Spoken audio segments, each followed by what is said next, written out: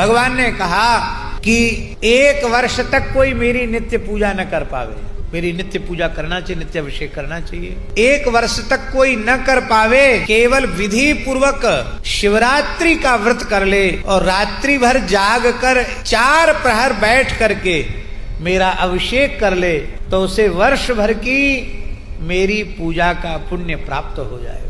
इसलिए शिवरात्रि के दिन प्रमाद नहीं करना चाहिए। शिवरात्रि को अवश्य ही रात्रि जागरण करना चाहिए, और रात्रि जागरण के लिए भी दिन में सोना नहीं चाहिए। दिन में सो गए तो व्रत नष्ट हो जाएगा, और रात्रि को सो गए तो व्रत नष्ट हो जाएगा। 24 घंटे जगना है, सब चीज का त्याग करना आना। कभी हमारे यहाँ सब तरह की तिथियां हैं। एकादशी को भोजन का त्याग, अन्न का त्याग, और एक ऐसी एकादशी आती जिस दिन जल का भी त्याग, निर्जल एकादशी। इसी तरह से निद्रा का त्याग। महीने में 2 एकादशी होती है महाराज जी। जैसे 4 प्रहर भगवान शिव की पूजा का विधान है, ऐसे ही प्रत्येक एकादशी में शालिग्राम जी की रात्रि जागरण 4 प्रहर पूजा का विधान है। लेकिन हम लोग तो एकादशी नाम की एकादशी करते हैं। एकादशी आने के पहले विचार करना शुरू कर देते हैं कि अब एकादशी आएगी, क्या फलाहार में बनाएंगे। बोल रहे हैं एकादशी व्रत 3 दिन का है।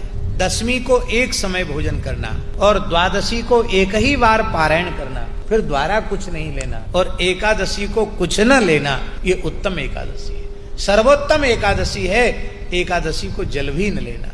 उतना संभव न हो तो जल पीकर रहना, उतना भी संभव न हो तो केवल दूध पीकर रहना, उतना भी संभव ना हो तो फल खाकर रहना। पर दिन भर बकरी जैसे मुंह चलाना ये ठीक नहीं। किसी भी व्रत में नमक खा लेने से व्रत का आधा पुण्य नष्ट हो जाता है। इसलिए ये बात जो है ना कि फलाहारी नमक और आहारी नमक, ये हमारी चटोर जवान की कल्पना है। व्रत में शास्त्र दृष्टि से नमक मात्र वर्जित है। किसी भी प्रकार के नमक का प्रयोग व्रत में नहीं होना चाहिए। तो लोग टमाटर भी खाएंगे व्रत में, भिंडी भी खा लेंगे, मेथी भी खा लेंगे।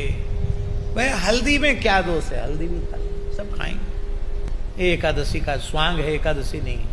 ठीक शिव चतुर्दशी व्रत भी इसी प्रकार का है। हाँ, अब किसी को शुगर हो गया है और बेचारे को इंसुलिन लेना पड़ता है, बार बार गोली खानी पड़ती है, उसकी तो बेचारी की मजबूरी है। वो कुछ खा करके व्रत कर ले तो वो उसके लिए क्षमा है। पर स्वस्थ शरीर वाले व्यक्ति को पूर्ण निष्ठा से ही व्रत करना चाहिए।